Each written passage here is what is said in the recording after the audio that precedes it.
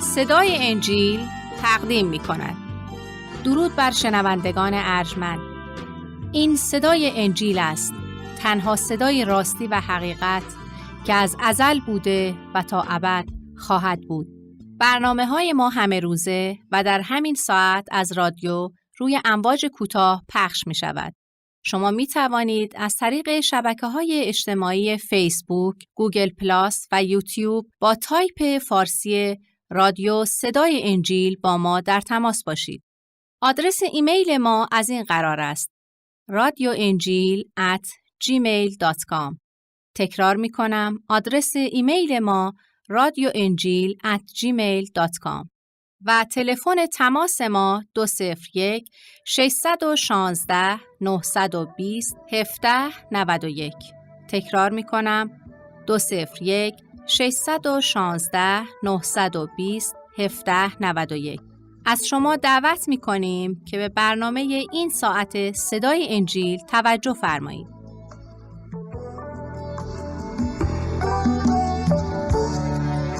زندگی و تعلیمات عیسی مسیح، اقتباس از انجیل مقدس به قلم حضرت لوقا، برنامه ای از صدای انجیل.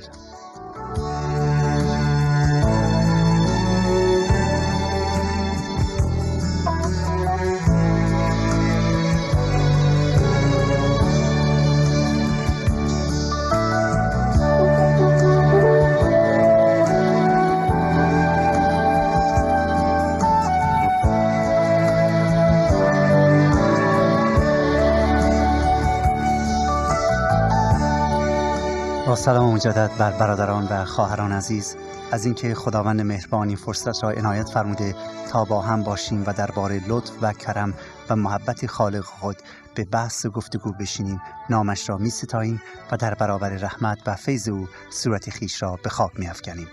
من برادر شما و غلام نالایق عیسی مسیح کشیش سید رضا مسعودی این افتخار رو دارم که از کلام مقدس و ازلی خدا یکتا آیات شریف را براتون بخونم و پیرامون آیات قرائت شده توضیحاتی جهت روشن نمودن معنی جملات و آیات تقدیم حضورتون کنم.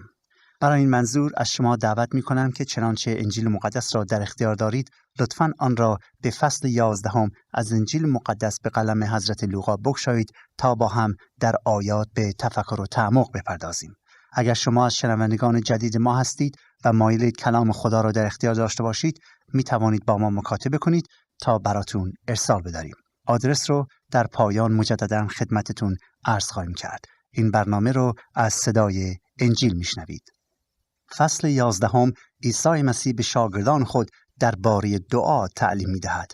وقتی در این قسمت از کلام خدا دقت کنیم، متوجه میشویم که شاگردان از عیسی مسیح از آن جهت تقاضا و تمنا میکنند که به آنها دعا کردن را یاد بدهد که خود عیسی مسیح غالباً دعا میکرد و اهمیت آن را عملاً برای آنها آشکار کرده بود و آنان پی به این حقیقت برده بودند که خدمت و کار و تعلیمات او مستقیماً به دعاهایش به نحو مستقیمی بستگی دارد. اولین مطلبی که در اینجا لازم می‌دانم که به آن اشاره کنم اینه که در مسیحیت دعا یعنی راز و نیاز با خداوند یا صحبت کردن با خالق مهربان. خیلی از شما در نامه‌هاتون از ما پرسیدید که ما چطور میتونیم دعا کنیم و یا چه دعایی در مسیحیت هست که ما باید تکرار کنیم. دوست من، در مسیحیت دعا یعنی صحبت کردن با خدای خودت.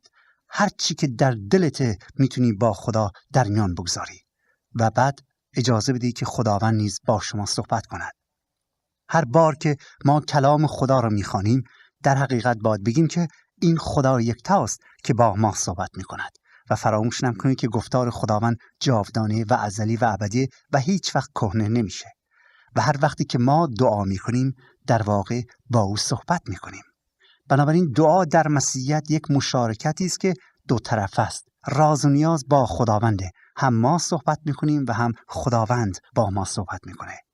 و هر وقتی که دعا میکنیم دوستان عزیز، بایستی فراموش نکنیم که داریم با خالق خودمون صحبت میکنیم، خالقی که محبت و همچون پدری مهربان از بندگانش توجه میکند.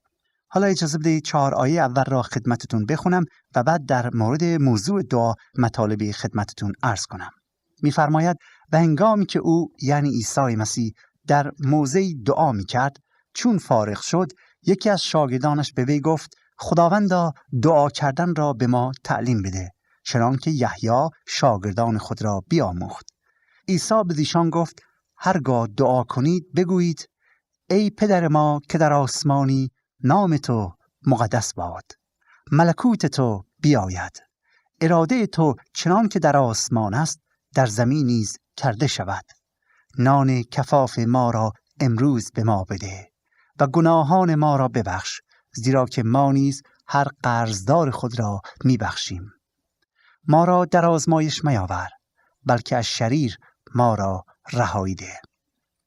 قبل از اینکه دوستان معنی این دعا را خدمتتون عرض کنم، باعث بگم که خیلی ها خیال میکنن که دعا کردن بایستی همراه با تشریفات و رسومات خاص باشه و اگر این رسومات و یا حرکات را دقیقاً به جا نیاوریم دعامون مقبول پسند خدا واقع نخواهد شد.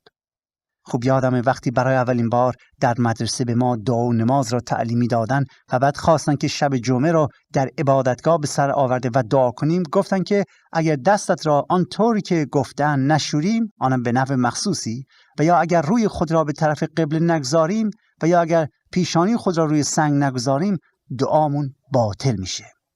انگار دست شستنها و رو قبله کردنها، لباس دعا پوشیدنها و غیره اصل، نه اینکه جملات. انگار که بدون این چیزها دعا مقبول خدا واقع نمیشه. انگار اینکه دست شستن یا نشستن در دعاها، در صحبتون با خدا اثر داره، در صورتی که اینطور نیست. بعضیا خیال میکنن که در دعا کردن باید از جملات زیبا و شیوای ادبی و جملات بزرگی هم به کار بریم تا دعامون زیبا و قشنگ باشه و هرچی دعامون زیباتر و قشنگتر و جملات روانتر و سلیستر هستن آن وقت دعامون بهتر مورد پسند خدا واقع میشه. ولی دوستان کسانی که اینطور فکر میکنن فراموش کردن که معنی دعا چیه. فراموش کردن که دعا در واقع گفتگوی فرزندی ضعیف و ناتوان و خاطی و شکست خورده‌ای است که به حضور پدر آسمانی و کامل خود می آید. دعای بنده‌ای است که ضعیف شده، اسیر شده، بدبخت شده، در گناه غوطه‌وره و لیاقت هیچی رو نداره و هیچی هم نداره که تقدیم خدا کنه. دعای بنده‌ای است که محتاج پدر آسمانی است، پدری که حتی قبل از گفتن جمله می‌داند چه چیزی در قلب فرزندش است. آنچه که مهمه اینه که دعا باید از خلوص نیت باشه. دعا باید همراه با ایمان باشه. اگر جملات از صمیم قلب گفته شد مطمئن باشید خداوند آن را میشنود، زیرا آنچه از دل برآید بر قلب خدا نیز خواهد نشست. در آیه اول حضرت لوقا به مکان دقیقی که عیسی مسیح دعا میکرد اشاره نمیکنه، ولی میفرماید او مشغول دعا بود. حضرت لوقا همونطور که گفتم روی دعا کردنهای عیسی مسیح تأکید بسیاری میکنه و نشان میده که اگرچه عیسی ابن الله بود، مظهر خدا یکتا بود، محاذا خود را محتاج دعای مخصوصی میدانست. او پدر آسمانی خود را با مطیع بودن به اوامرش محبت مینمود و یا دوستی خود را آشکار میساخت و مکرراً از سایرین دور میشد تا با وی مشارکت روحانی جسته و یا دعا میکرد. با شاگردان وقتی قوت دعای مسیح را دیدند، وقتی نفوذ و قدرت دعا را میدیدند، آرزو کردند که بتوانند همانند استاد خود باشند و قطعاً این آرزوی عیسی مسیح نیز بود. برای همین بود که او با کمال شادی تعلیمی که درباره دعا لازم بود بیان می کند، زیرا هیچ درسی برای آنها و برای ما مهمتر از درس دعا نبوده و نیست. بله دوستان عزیز، برای من و شما نیز هیچ درسی مهمتر از درس دعا نمی باشه و اگرچه امروز عیسی مسیح در حضور خداست و جسما نزد ما نیست، ولی او در حضور خدا که هست برای ما امروز داره شفاعت میکنه. ولی خوب است که بیاییم از او طلب کنیم که دعا کردن را نیز به من و شما بیاموزد. همچنین در این آیه اشاره شده که یحیی به شاگرداش دعا کردن را میآموخت. اگرچه ما از این دعاها آگاهی نداریم، ولی میدانیم که او و شاگردانش مردان دعا بودند. هر که با خدا باشه مرد یا زن دعا می باشه. در آیه 2 خداوند ما عیسی مسیح می‌فرماید که در دعا همیشه باید نه به خود بلکه به روحی که ما با آن دعا می‌کنیم اهمیت مخصوصی بدهیم. دقت کنید، در دعا همیشه باید نه به خودمون بلکه به روحی که ما با آن دعا می‌کنیم اهمیت مخصوصی بدهیم. و سپس می‌فرماید اینطور دعا کنید: ای پدر ما که در آسمانی. یا دعا را با نام خدا آغاز کنید. هیچ نبی یا معلمی یا پیامبری قبل از زمان مسیح جرأت نکرده که خالق آسمان و زمین را پدر بخواند. ولی حالا آنانی که پیرو عیسی مسیح شدند، دقت کنید، به خاطر فیض الهی حتی کوچکترین شاگرد مسیح میتواند الان این رابطه معنوی را میان خود و خالقش قائل بشه، یعنی خدا یکتا را پدر آسمانی خود بخوانه و این نشان مشارکت نزدیک می باشه. سایر مردم چون در فیض الهی قرار نگرفتند، چون غلامانی که به نزد ارباب خود می روند به خدا روی می آورند، اما مسیحیان چون فرزندان پدر مهربان به خدا نزدیک می شوند. می گوید ای پدر ما که در آسمانی، نام تو مقدس باد یا نام تو قدوس خوانده شود. دوستان، نام خدا جامع صفات اوست. مقصود از این استدعا آن است که جمیع مخلوقات بفهمند که خدا قدوس است و او را چون قدوس عبادت کنند. کلمه قدوس به معنی مبرا بودن از جمیع ناپاکی ها و چیزهای مخالف حقیقت است. کلمه قدوس به معنی مبرا بودن از جمیع ناپاکی ها و چیزهای مخالف حقیقت. در این دعا اولین آرزوی مسیحیان را می‌بینیم و آن اینه که جمیع بنی نوع بشر قدوسیت پدر آسمانی را دریابند. سپس می‌فرماید ملکوت تو بیاید. ای پدر ما که در آسمانی، نام تو مقدس باد، ملکوت تو بیاید. دوستان، یهودیان برای برقراری ملکوت زمینی عیسی مسیح دعای بسیار می‌کردند. وقتی عیسی مسیح به این دنیا آمد، ملکوت نیز آمد و عیسی و رسولانش به همه اعلام می‌داشتند که ملکوت خدا نزدیک است، اما هنوز کاملا نیامده بود، زیرا تا تمام مردم خدا را چون پدر قدوس نشناسند و اطاعت نکنند، ملکوت خدا به طور کامل نخواهد آمد. در آیه 3 می‌فرماید در دنباله دعا که ما بگیم ای خدا نان روزانه ما را امروز به ما بده. در این آیه عیسی مسیح به ما تعلیم می‌دهد که ما باید از خدا برای رفع حاجات روزانه خود تقاضای کمک کنیم و در واقع نشان می‌دهد که او روزی دهنده ماست. خدا روزی دهنده ما می باشه. پس از او طلب کنیم و به او اطمینان داشته باشیم و مطمئن باشید که خدا بنده خودش رو رها نکرده. در آیه 4 می‌فرماید در دعاتون همیشه بگید که گناهان ما را ببخش یا گناهان ما را به ما ببخش. کلمه بخشیدن در اینجا همان آمرزیدن است. ای عزیزان، یک نکته بسیار بسیار مهمی در مسیحیت است و آن اینه که اگر ما حاضر به بخشیدن هم نوع خود نباشیم، اگر حاضر نباشیم دیگران را ببخشیم، خدا هم ما را نخواهد بخشید. هیچ کس حق ندارد که این دعای ربانی را بخونه مگر اینکه تمام دشمنان خود را بخشیده باشه.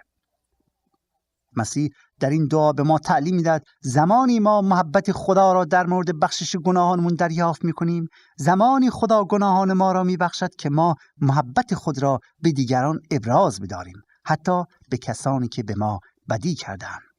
ذکر این نکته در اینجا لازم می‌دانم که عیسی مسیح پیش‌بینی نمود که پیروانش تا آخر زندگی محتاج بخشایش خدا هستند. اگرچه عیسی به ما امر فرمود که مانند پدر آسمانی خودمون کامل باشیم چون به او تعلق داریم، ولی باز می‌دانست که همه ما به این زودی نمی‌توانیم کاملیت را به دست بیاوریم و رشد کردن در عالم معنویت نیازمند زمان است. برای همین خاطر بود که فرمود هر روز به گناهان خود اقرار کرده و از خداوند طلب بخشش کنید. مقصود از قرضداران خود را میبخشیم یا اینه که ما کسانی را که به ما بدی میکنن، کسانی که به ما مدیون هستند، آنها را میبخشیم. نه اینکه ما وجهی از دیگران طلب کنیم، بلکه به معنی کسانی که به ما خطایی نموده اند.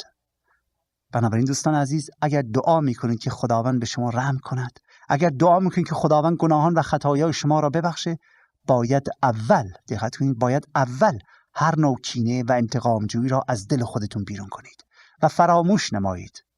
همه را ببخشید و دوم هر کسی که به شما خطا کرده است را ببخشید. زیرا اگر شما حاضر نباشید گناهان و زیانها و یا شرارتها و یا ظلمها و یا فحشایی که دیگران به شما دادن اونا رو ببخشید، چطور انتظار دارید که خدا کوهی از گناهان شما را بیامرزد وقتی حاضر نیستید مشتی از خطایایی که دیگران به شما کردن رو ببخشید؟ گناهان ما را ببخش چنان که ما نیز گناهکاران خود را میبخشیم. در قسمت دوم این دعا می‌فرماید ما را در آزمایش میاور. کتاب مقدس دوستان تعلیم می‌دهد که خود خدا ما را هرگز آزمایش نمی‌کند، ولی او اجازه می‌دهد که ما به وسیله شهوات خود و شیطان آزموده شویم.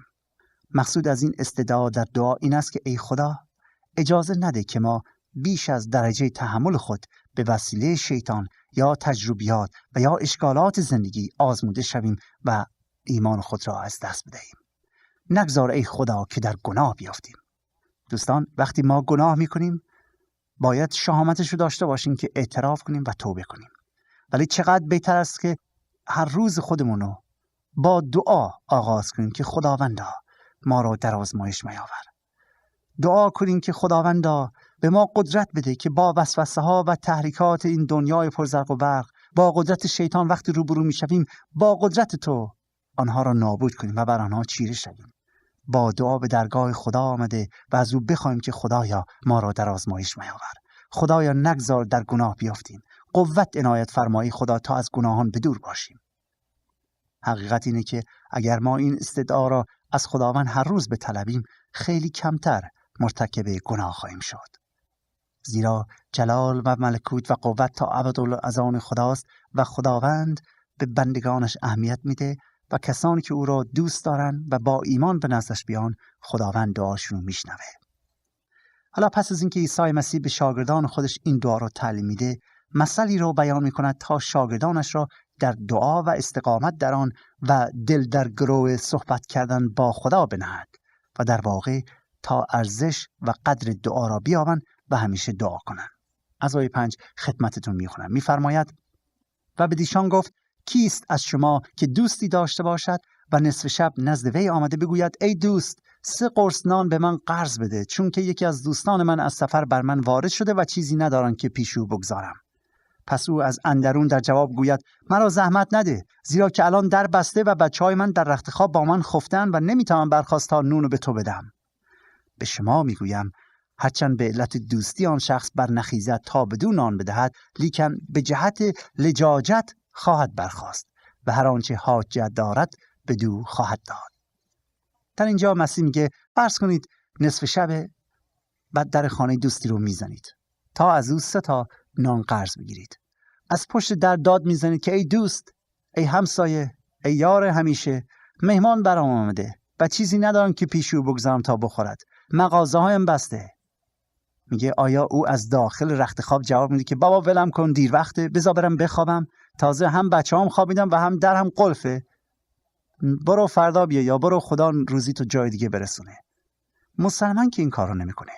میگه مطمئن باشی حتی اگر از روی دوستی و همسایگی و احترام بلند نشه و نونو بهتون نده، اگر اسرار طرفو بشنوینی که چقدر اصرار میکنه، بر اثر پافشاری شما بلند میشه و هرچی بخواید بهتون میده و میگه با بگیر و برو. حالا مقصود مسیح چیه؟ میگه این داستان رو براتون گفتم تا یک درس مهمی رو به شما بدم. آیه 9 درسیه که مسیح میخواد ما یاد بگیریم. میفرماید پس به شما میگویم سوال کنید که به شما داده خواهد شد، بطلبید که خواهید یافت، بکوبید که برای شما باز کرده خواهد شد. سوال کنید که به شما داده خواهد شد، بطلبید که خواهید یافت، بکوبید که برای شما باز کرده خواهد شد. زیرا هر که سوال کند یابد، هر که بطلبد خواهد یافت و هر که بکوبد برای او باز خواهد شد. سپس در تایید این جملات عیسی مسیح باز یک مثال دیگر رو میگه و میگه کیست از شما که پدر باشه و پسرش از اون نان بخواهد سنگی بدو بدهد، یا اگر تخم و مرغی بخواهد عقربی بدو عطا کند؟ پس اگر شما با آنکه شریر هستید میدانید چیزهای نیکو را به اولاد خود باید بدهید، پس چند مرتبه زیادتر پدر آسمانی شما روح القدس را خواهد داد به هر که از او سوال کند. دوستان عزیز، اجازه بدید روی این تعلیمات مهم تأمل کنیم. در آیه 9 وقتی که عیسی مسیح می‌فرماید من به شما میگویم، او در واقع درباره اسرار تازه‌ای از پدر آسمانی که ما تا به حال نمی‌دانستیم سخن میگوید. مسیح میخواد یک چیز تازه به ما بگه. مسیح خداوند که مظهر خدای تعالی است میگوید که از کوبیدن باب رحمت خدا خسته و ناامید نشوید. از آمدن به درگاه خدا خسته و ناامید نشوید، زیرا هر چند مدتی هم معطل میشویم بالاخره در به روی ما قطعا باز خواهد شد. علت تأخیر در اجابت دعا این نیست که خدا مایل به بخشیدن نمی باشد، بلکه جهتش اینه که ما آمادگی قبول آن را نداریم و وقتی خدا می‌بیند که ما در حقیقت مایل و مشتاقیم و ایمان کامل هم داریم و می‌توانیم آنچه را که خواستیم به کار ببریم، فوری باب رحمت را مفتوح نموده و به مراتب بیش از آنچه درخواست نموده‌ایم به ما عطا می‌کند. عیسی مسیح به خوبی صفات مخصوص پدر سماویش را می‌داند و او به ما قول می‌دهد که خدا هرگز آنهایی را که با ایمان به نزدش رفته و در سؤال پافشاری می‌کنند رد نکرده و دست خالی روانه نخواهد نمود. سپس در آیه 10 الی 12 یک مثل میزنه، میگه هیچ پدری اینقدر ظالم نیست که به جای ماهی مار و به جای تخم مرغ عقرب به بچه‌ش بده. کسی که چنین کنه انسان محسوب نمیشه. حالا در آیه 13 میگه شما انسان‌ها که شریر هستید. معنیش اینه که حتی اشخاص گناهکار و شریر دوست دارن که چیزهای خوبشون رو به اطفال بدهند. میفرماید حسابش رو بکنید، اگر آدم‌های شریر بچه‌هاشون رو دوست دارن، خیال نمی‌کنید که خدای قدوس، پدر آسمانی که منبع تمام نیکوها و خوبی هاست، به من و شما نیکویی نکنه؟ مسلماً خدای مهربان که پدر ماست پاسخ دعامونو خواهد داد، نیکویی میکنه. میگوید روح القدس آن نان حقیقی است که ما انسان بیش از هر چیز دیگه لازم داریم. میگه خداوند اون رو به ما عطا میکنه. برای ما دوستان واجب است که از روح خدا پر باشیم تا با جرأت و استقامت بیشتر از خدا تقاضا کنیم که خدایا ما را از روح القدس پر کن، روح قدوس خودت پر کن. مسیح میفرماید غیر ممکن است که خدا تقاضای ما را، مخصوصاً تقاضایی که ما را به سوی قدوسیت و پاکی و فروتنی هدایت میکند، رد کنه. راستی دوستان عزیز، تجربه شما در دعاهاتون چیه؟ آیا دعا کردید؟ آیا دعا میکنید؟ آیا نحوه دعا کردنتون درسته؟ راستش خیلی از ماها دعا میکنیم اما دعاهامون غلط هستن. غالب اوقات دعاهای خیلی ها شامل لعنت خدا بر دیگرانه و یا فقط تقاضا برای آسایش و رفاه حال خودمونه. این نوع دعاها دوستان دعا محسوب نمیشن، زیرا از اصل و هدف دور می باشن. نیت دل ما اگر با خدا باشیم، سلامتی، شادی و موفقیت و پیروزی دیگران را همیشه خواست داره. ولی اگر چشم نداریم که دیگران موفقتر از ما باشن، بدانیم که با خدا نیستیم. هرچند ممکنه ادعا کنیم، هرچند دعا و نماز هم بخوانیم، ولی با خدا نیستیم. خدا زمانی جواب دعا را میدهد که دلمون راست و پاک باشه و البته با ایمان و خلوص نیت باید دعا کنیم و خواسته ها و تقاضایمان بایستی مطابق اراده الهی باشه. و دوستان عزیز، تا قلبمون از هر نوع گناه و کینه و نفرت پاک نشده باشه، مطمئن باشید که خدا جواب دعامون رو نمیده. ولی اگر مطابق این دعا خود را اصلاح کنیم، آن وقت جواب دعاهامون حتمیه. خیلی از شماها برای چیز خوب دعا کردید، برای سلامتی عزیزان خودتون، برای رفاه حال دیگران، برای صلح و سلامتی، برای آرامش، ولی جواب دعا را ممکنه دریافت نکردید. دوستان عزیز، شاید علت این باشه که از شفیع انسانها طلب ننمودید، زیرا ما شاهد معجزات خدا و پاسخ به دعا هستیم، دعایی که به اسم عیسی مسیح از خداوند درخواست کردیم. مسیح گفت به اسم من بطلبید و خواهید یافت. او در حضور خداست، او برای ما شفاعت میکنه. او که لیاقت همه چیز رو داره، او که پاک و عادل و شفیع و در نزد خداست، او برای ما در حضور خدا شفاعت کرده و دعای ما را پاسخ داده و مسلماً دعای شما را نیز پاسخ میدهد اگر به نام عیسی مسیح دعا کنید. مسیح زنده. پس دوست من، چقدر خوب است که امروز توجهتون رو معطوف به دعا کردن میکنید. یاد بگیرید که چطور دعا کنید. یاد بگیرید که همیشه روز خود را با دعا آغاز کنید. یاد بگیرید که به طریق صحیح دعا کنید. یاد بگیرید که فقط برای خود دعا نکنید، بلکه نیازهای دیگران را نیز به خاطر سپرده و آنان را به حضور خدا بیاورید.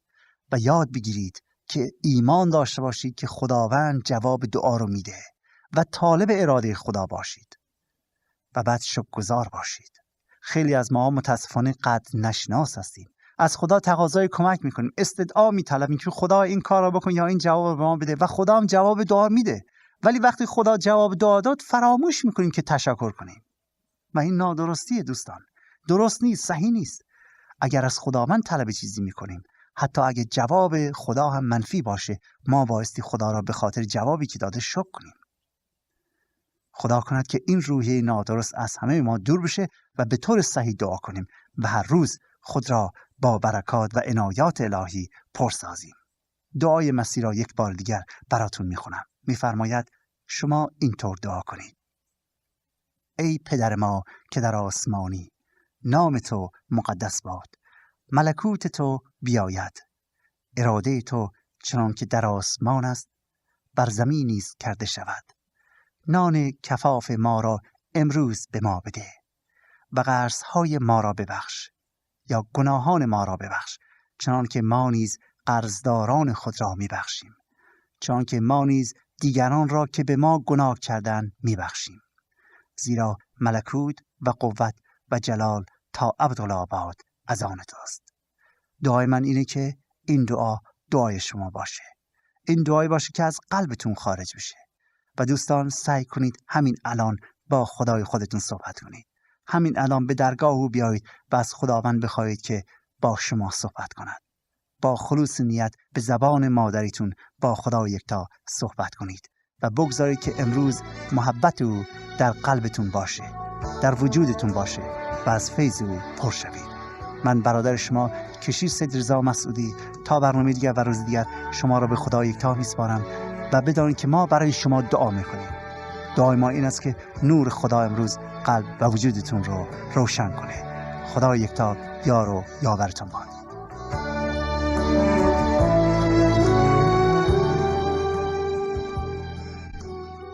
آنچه شنیدید برنامه‌ای بود از رادیو صدای انجیل.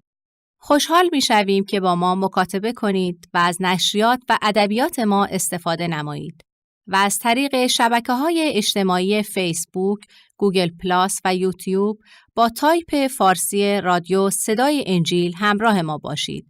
همچنین از طریق تلفن و ایمیل نیز می توانید با ما تماس بگیرید. آدرس ایمیل ما از این قرار است: radioinjil@gmail.com. تکرار می کنم، ایمیل ما radioinjil@gmail.com و تلفن ما 201 616 920 1791. تکرار می کنم، 201 616 920 1791. تا برنامه دیگر و روز دیگر، خدای یکتا و مسیح زنده با شما باشد.